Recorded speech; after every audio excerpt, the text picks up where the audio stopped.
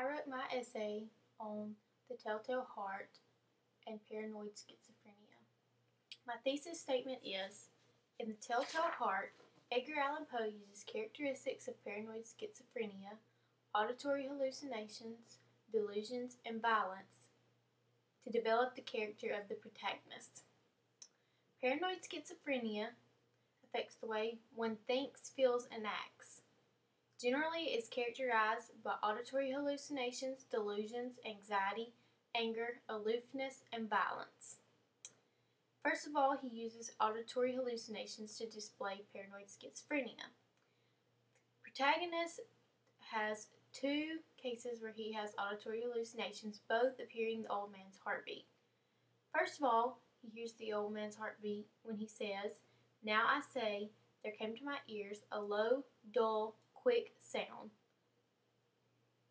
such as a watch makes when enveloped in cotton. I know the sound well, too. It was the beating of the old man's heart." We know this is a hallucination because no one can hear the beating of a heart without a stethoscope or device to help us hear the beating of a heart. Because he hears the beating of the old man's heart, this makes him paranoid that the neighbors can hear the old man's heart and know that he is nervous. Therefore, he immediately kills the old man because he is paranoid that the neighbors can hear that the old man is nervous, that he is in his room. He also says it was a low, dull, quick sound, much a sound as a watch makes when enveloped in cotton. I gasped for breath, and yet the officers heard it not. This time he is admitting that it's a hallucination because he knows that the police officers cannot hear the beating of the heart. Because the police officers hear the beating of the heart, we know that he becomes paranoid that they might hear it, and that's when he confesses murder. In a blog that I found on the internet, someone says, the telltale heart, a writer writes, this hallucination, perhaps a manifestation of his guilt he feels for performing his gruesome deed, clearly shows that he is not in his right mind. This supports the idea that he is paranoid schizophrenic. Because he has auditory hallucinations and because this leads us to believe that he is paranoid schizophrenic, we can begin to see the irony in the story about how he continues to claim that he is a sane human being, but he displays characteristics of an insane person that's suffering from paranoid schizophrenia. He also displays a characteristic or symptom of paranoid schizophrenia of delusions. He displays, the first delusion is that he's afraid of the old man's eye. He has no reason to fear the old man. In the story, he says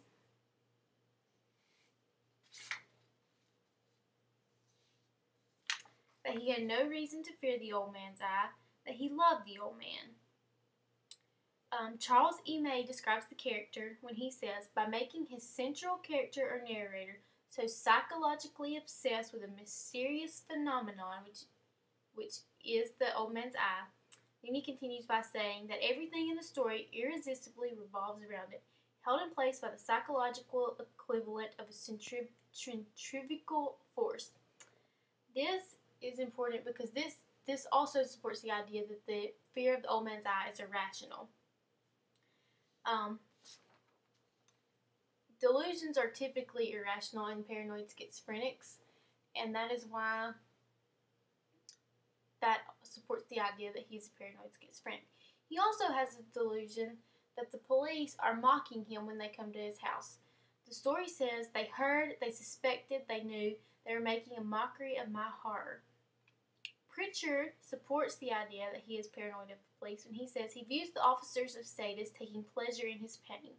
The protagonist believes that the police know that he's committed murder and are simply there to mock him and just egg him on and let him suffer from hearing the old man's heart. A sane person would not do this. A sane person would know that they can't hear the old man's heart beating and would not suspect that the police knew that he had committed murder. The help us to understand why the protagonist does the things he does. They support why he commits murder in the first place and why he confesses to murder. He also displays violence. The story says, "In an instant I dragged him to the floor and pulled the heavy bed over him." It also says, "First of all, I dismembered the corpse. I cut off the head and the arms and the legs. I then took up 3 planks from the flooring of the chamber and deposited all between scantlings." This just shows that he is a violent human being. Ward describes Poe's characters by saying, "The spectacle of a demented creature smothering his helpless old victim without reason or provocation." This just shows that he has no reason to be violent. This just helps further prove that he is suffering from some type of insanity. In this case, it's paranoid schizophrenia. First of all, the hallucinations negatively affect his actions. Second, the delusions help us give reasons why he commits murder and why he confesses his murder. Second of all, the violence helps just further confirm that the patient is suffering from paranoid schizophrenia. Because of the idea that he is suffering from paranoid schizophrenia, we can better understand the irony of the story about he's continually trying to claim that he is sane, yet the story proves that he is not. It also gives us some justification for the character's actions.